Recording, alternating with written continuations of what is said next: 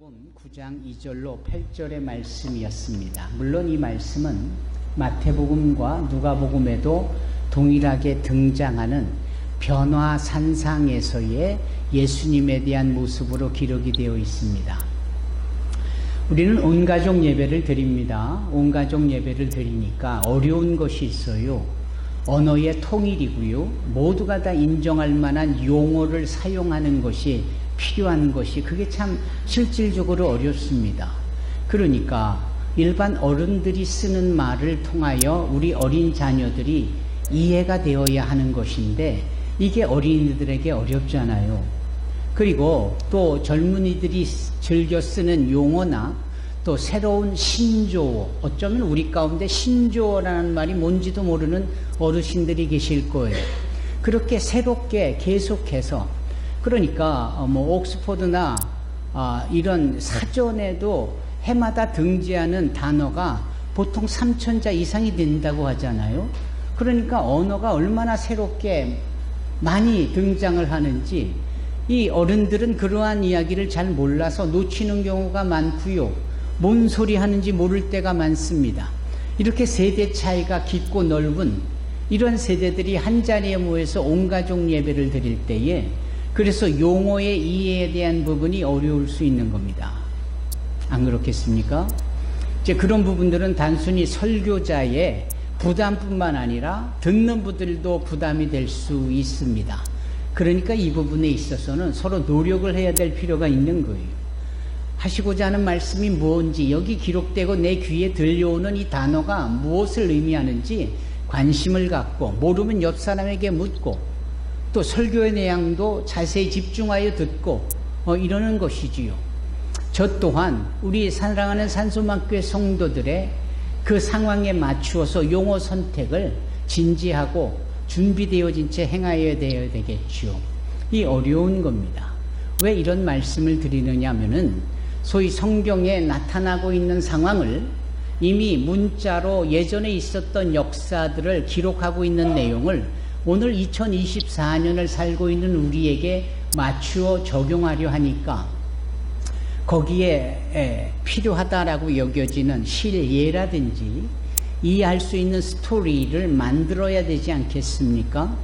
그래서 스토리텔러가 돼서 스토리텔링을 함으로 여러분들이 그 스토리를 들으면서 이 역사적 실체적 사건과 오늘을 사는 나와 무슨 상관이 있는지를 고민을 하게 되고 이해와 더불어 적용을 할 수 있게 되어지더라라는 것이지요.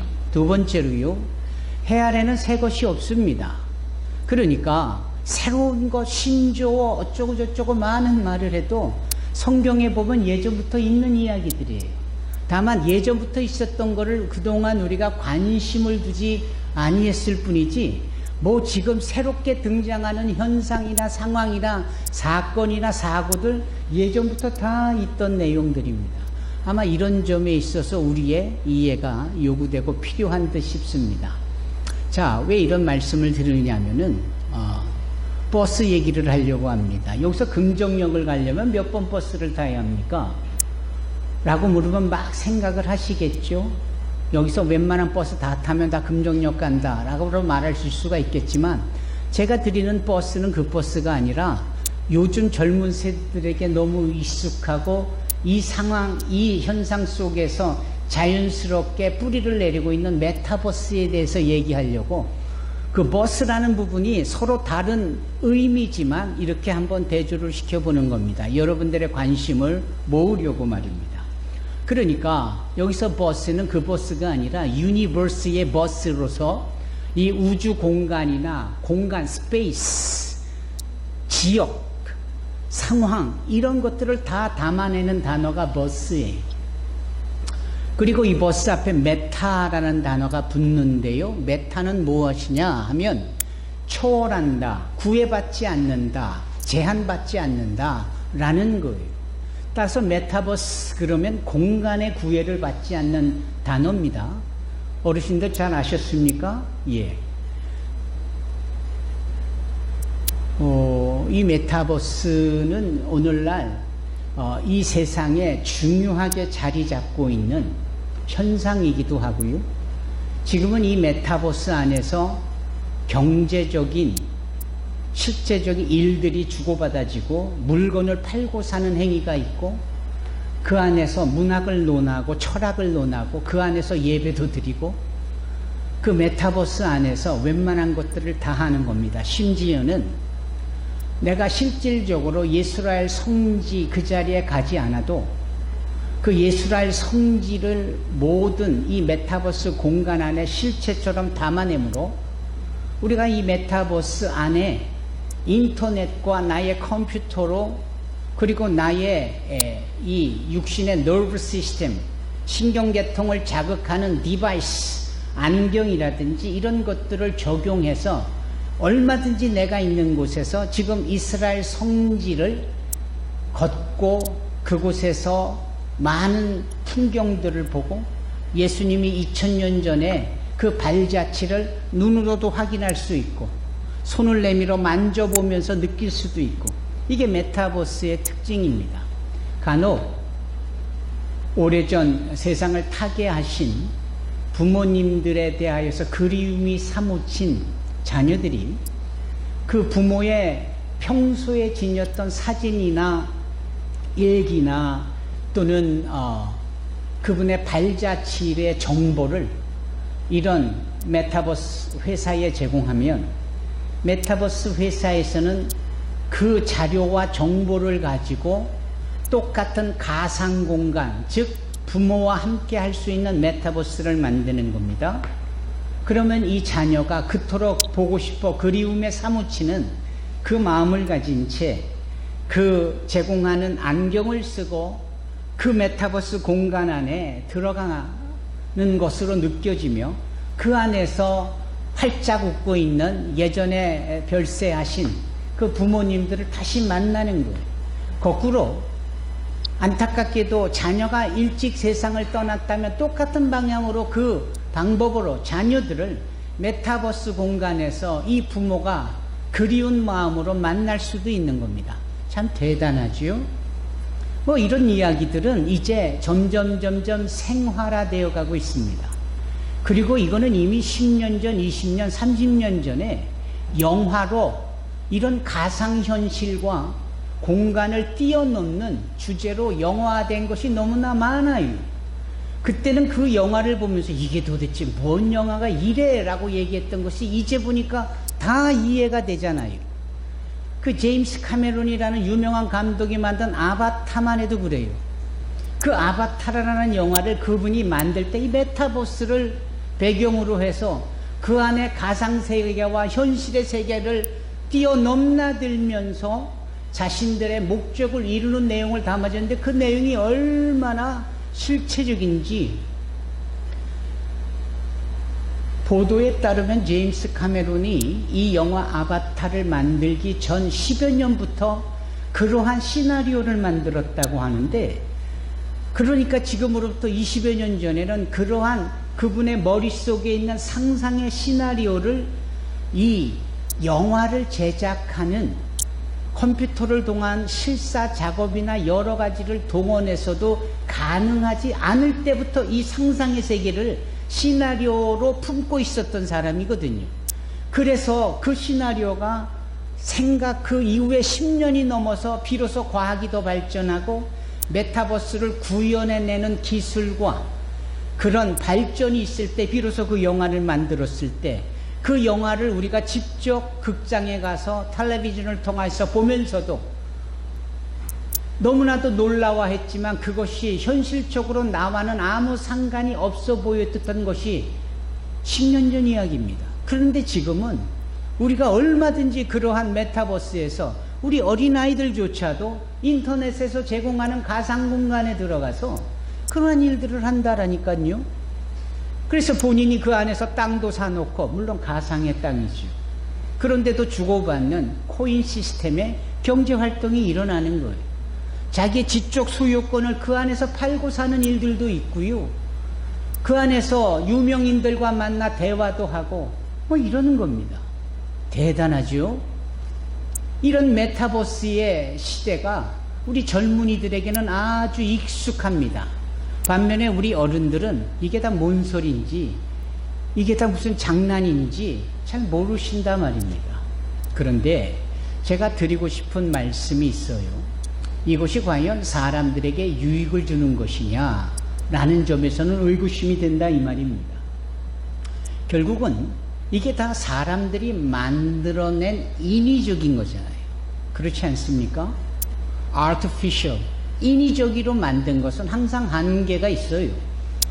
창조되어져 자연적으로 있는 것은 결코 한계가 없고 순리적이며 결국은 사람에게 유익을 끼치고 사람에게 이익을 주는 것인데, 인위적으로 만든 것은 미처 생각지 못한 것에서 브레이크가 걸리고 예상치 못한 사이드 이펙티브니스, 후유증이 생기면서 오히려 사람에게 해가 되는 거예요. 이런 가상세계를 뛰어넘는 것까지는 좋은데 이제 거기에서 성적인 부분에 대하여서도 분출이 되고 사람이 이 기계와 이 메타버스와 연합이 되어져서 사람의 존재의 가치를 비하하게 되고 폄하하게 되고 가치를 잃어버린 채 이렇게 컴퓨팅 되어진 정보 자료와 인위적으로 오감을 쾌락을 추구하게 만드는 이런 걸로 인하여서 마치 마약에 취하듯이 사람의 정신세계가 고갈이 되고 사람들이 피폐해지는 거예요. 그것은 어디서 멀리 찾을 것 없이 우리가 손에서 모바일폰, 휴대폰만 떠나도 경기를 일으키는 듯이 불안해서 안정을 잃어버린 모습을 보이는 것과 같은 이치죠. 지금 벌써 우리는 그 시대에 도입을 하고 있는 겁니다. 보통 문제가 아닌 겁니다. 따라서 이러한 인위적인 것은 결코 사람에게 좋지 못하구나. 오히려 없는 편이 낫겠구나. 오히려 주님이 창조하신 자연의 풍경과 자연세계를 보면서 힐링을 얻고 위로를 얻고 새힘을 얻고 쉼을 얻는 것이 우리 영혼세계나 육신에게도 좋은 것이지, 오락과 쾌락을 말초신경을 자극하는 이와 같은 것들은 늘 더 한 잔 술에 취해서 만족했던 자가 한 병을 마시게 되고 세 병을 먹게 되고 아예 술 알코올 중독이 되어지고 그렇잖아요. 예. 마약 중독자가 다 처음부터 그랬겠습니까? 그 자그만 것부터 허용이 되고 거기에 노출이 되면서 결국은 온몸이 망가지고 폐가 망신하게 되어지는 이런 걸 보면 아닌 거예요. 절대 아닌 겁니다. 따라서 이 메타버스의 세상은 유익보다는 불이익이 우리에게 무해하지 않고 유해하다라는 것을 말씀드리고 싶고요. 그리고 무엇보다도 이와 같은 것들을 기독교적인 세강원으로 볼 수 있어야 하는 겁니다. 최근에 어떤 분이 인권위원장으로서 추대가 되어지면서 청문회가 열렸는데 그분의 국회의원들의 질문에 대답하는 이분의 대답이 상당히 신념에 가득한 자신의 대답이었는데 그게 기독교적인 사고와 사상에 이거한 대답이었다고 많은 설왕설래가 있어요.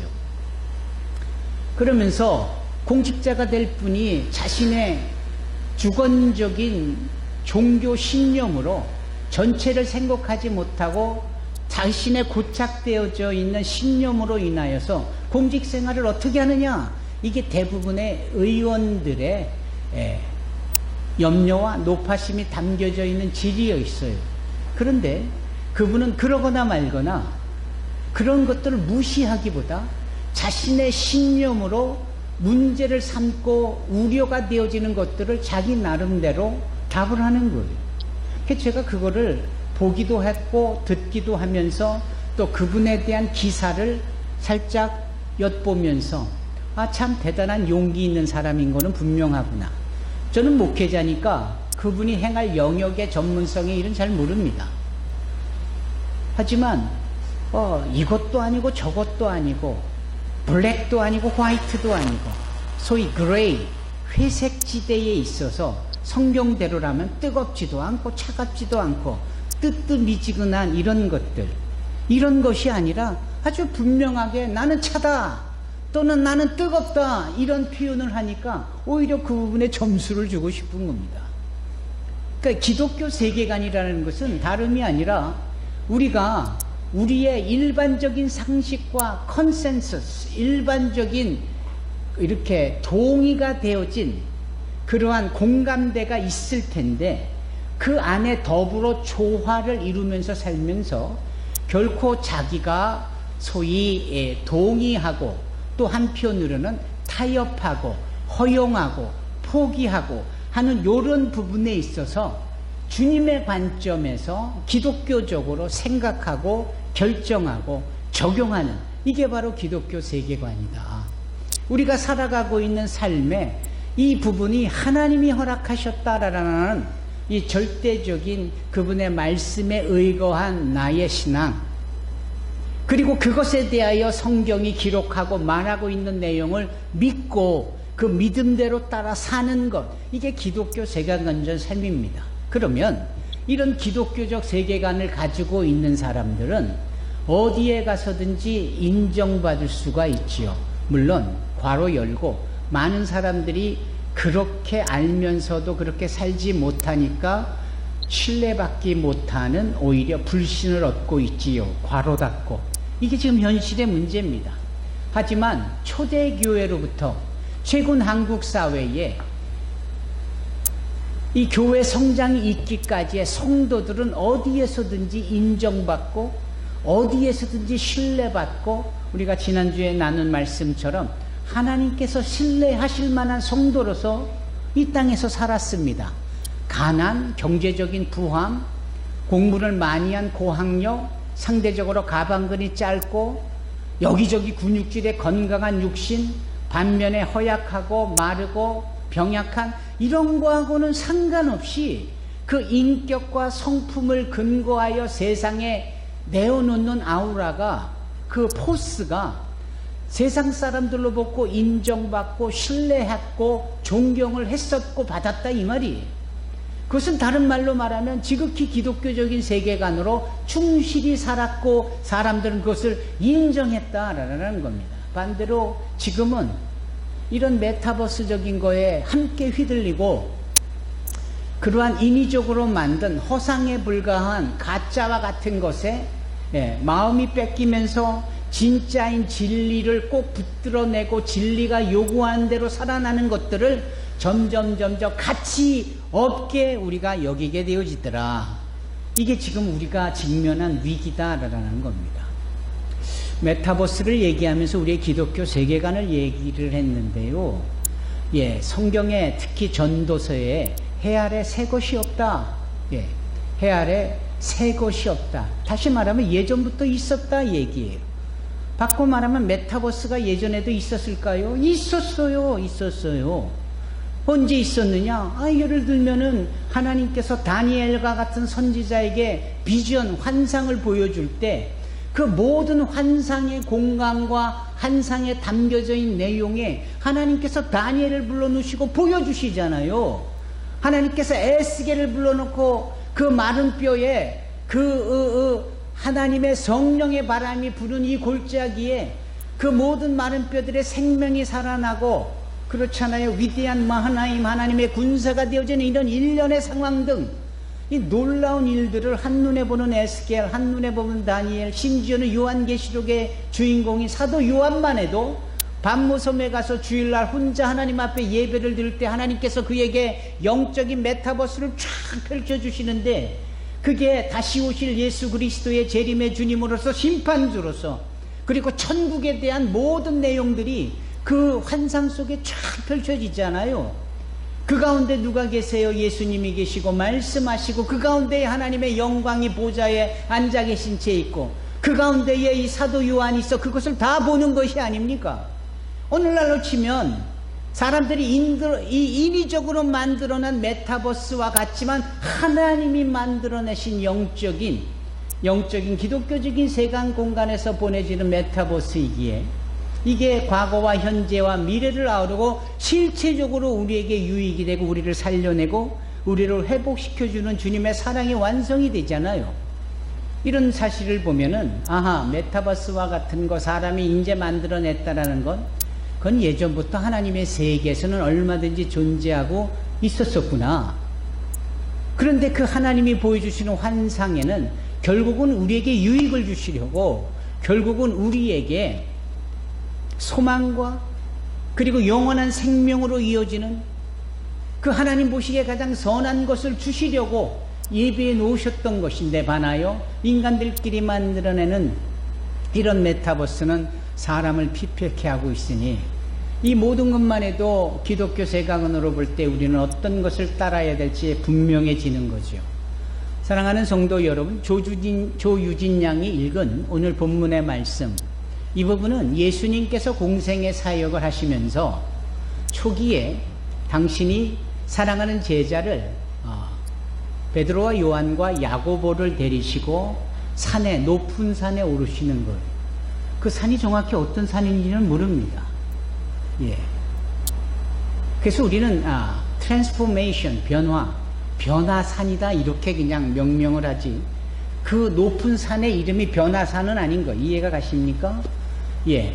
그곳에 주님께서 높은 산에 오르시는데 달랑 3사람만 데리고 가세요. 그런데 그 변화산에서 순식간에 주님이 변화하시는 거예요.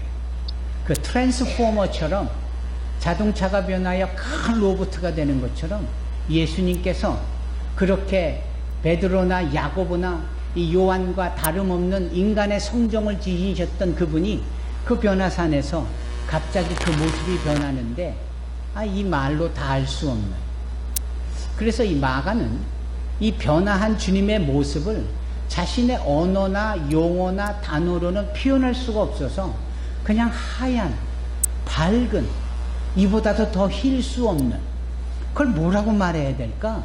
어떤 하얀색이라 할까?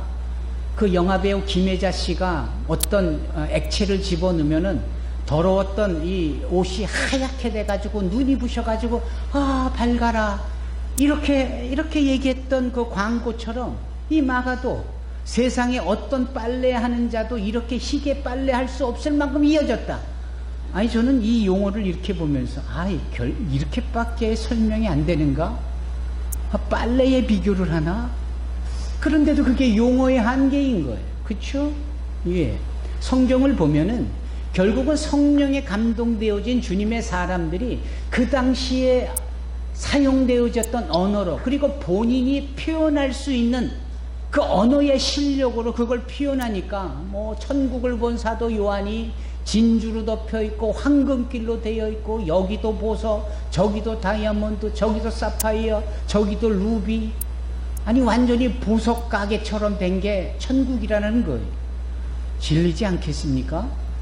그러나 그 당시에도 최고의 가치 있는 것들은 그런 보석이었기에 사도 요한은 최고의 가치 있는 용어로 천국을 설명할 뿐이지, 그렇지 않겠습니까? 여기 변화산상에서 주님이 하얗게 환하게, 어쩌면 이것은 사도행전 9장에 사울이라는 자가 예수를 믿는 자들을 잡아 핍박하려고 그냥 눈부라리고 혼자 말 타고 군사들을 이끌고 냈다 달려가다가 정오의 빛보다 더 밝은, 그러니까 거기가 중동 지역 팔레스타인 땅이고 그냥 열사의 땅에 태양이 뜨면 구름 한 점 없이 그 태양빛이 이글이글이글대고 얼마나 눈이 부셔서 그냥 눈을 제대로 못 줄 정도 아니겠어요? 그런데 이 사도행전을 기록한 의사 출신인 누가는 그 상황을 뭐라고 설명하느냐? 정오의 햇빛보다도 더 밝은 주님의 영광, 이렇게 표현하거든요. 빨래를 운운하는 것보다 훨씬 더 나은 표현이에요. 그런데 햇빛보다도 더 밝은 주님의 영광, 그 변화산상에서 순식간에 일어나는 거예요.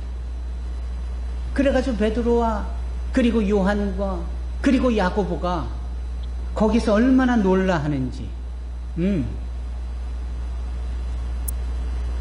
근데 거기에 더 놀라운 사실이 있는데요. 이 구약 성경의 두 주인공, 율법의 주인공인 모세, 선지서의 주인공인 엘리야, 그러니까 율법과 선지자의 강령이다라고 말한 그 두 의미 있는 두 사람이 그 변화산에서 변화하신 예수님의 영광 옆으로 둘이 함께 있는 것을 보게 되는 거예요. 대단하지요? 엄청나지요? 근데 정말 신기하고 놀라운 일이 있습니다. 여러분, 정말 신기하고 놀라운 일이 뭔지 아십니까? 그 와중에 베드로가, 그 와중에 야고보가, 그 와중에 요한이 뭐 하더라? 자더라. 야, 자더라. 네. 예배 중에 졸고 자는 건 사실 하나도 놀라운 일이 아니에요. 성경에는 이런 이야기가 얼마든지 있어요. 그 햇빛보다도 더 밝은 이 세상에 어떤 빨래하는 자가 이처럼 더 희게 빨래할 수 없을 정도의 하얀 옷으로 변화되어진 그 예수님의 모습. 그 와중에 엘리야와 모세도 등장했는데 그 와중에 자는 이 강심장들의 모습 속에서 참 놀랍다.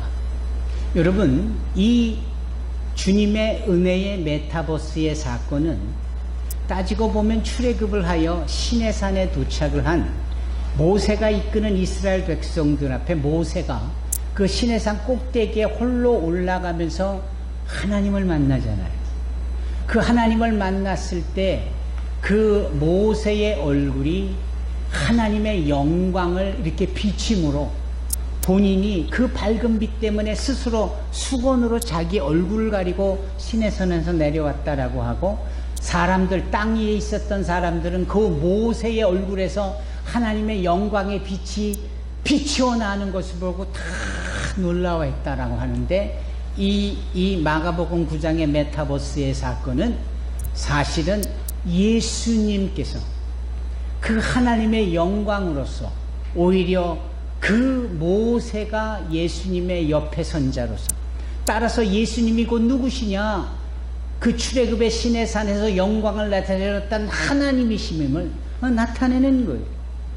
예수님께서 우리에게 이와 같은 공간과 상황과 사건들이 있는 곳으로 우리를 이끌어내실 때는 결국은 뭘 나타내시기 위함이냐? 주님이 하나님이시다라는 것을 우리에게 나타내시기 위함입니다. 따라서 우리는 그런 상황 속에서 주님을 볼 수 있어야 하는 겁니다. 결국은 이 메타버스 사건이 끝나는 쯤에 정신을 차리고 보니 예수님만 계시더라. 예수님만 보이시더라. 이런 표현을 쓰죠. 세상과 나는 간 것 없고 구속한 주만 볼 수 있는 저와 여러분이 되기를 바랍니다. 세상과 나는 간 곳 없고 구속한 주만 보이도다. 이것이 나의 간증이요, 이것이 나의 간증이요, 이것이 나의 찬송일세, 이것이 나의 찬송일세. 나 사는 동안 끊임없이 주님만 찬송하리로다. 여러분, 이 말씀을 통하여서 오늘을 사는 우리가, 우리 자녀들이 공부하는 그 교실도 주님이 함께하는 주님과만의 메타버스일 수 있는 겁니다. 여러분들의 일터와 직장과 사업장에서 땀 흘려 일하는 그 순간이, 그 공간이, 그 상황이 주님이 함께해 주시는 은혜의 메타버스입니다. 여러분, 그럴 때 주님만을 볼 수 있는 저와 여러분이 되기를 바랍니다. 다 나머지 것들은 헛거예요. 다 나머지 것들은 우리에게 유익을 보장해 줄 수 없는 인위적으로 주어진 세상의 시스템입니다. 기독교적인 세계관을 가질 때 비로소 주님을 보게 되고 주님과 동행할 수 있는 겁니다. 아멘. 주님의 샘에 나와서 주님이 주시는 생수를 마실 수 있어야 합니다. 그분에게 나오는 자에게 하나님께서 하늘 양식을 먹이시는 줄로 믿습니다. 저와 여러분이 그리 되어지기를 주님의 이름으로 축원합니다. 아멘. 기도하겠습니다. 거룩하시고 사랑이 많으신 참 좋으신 하나님,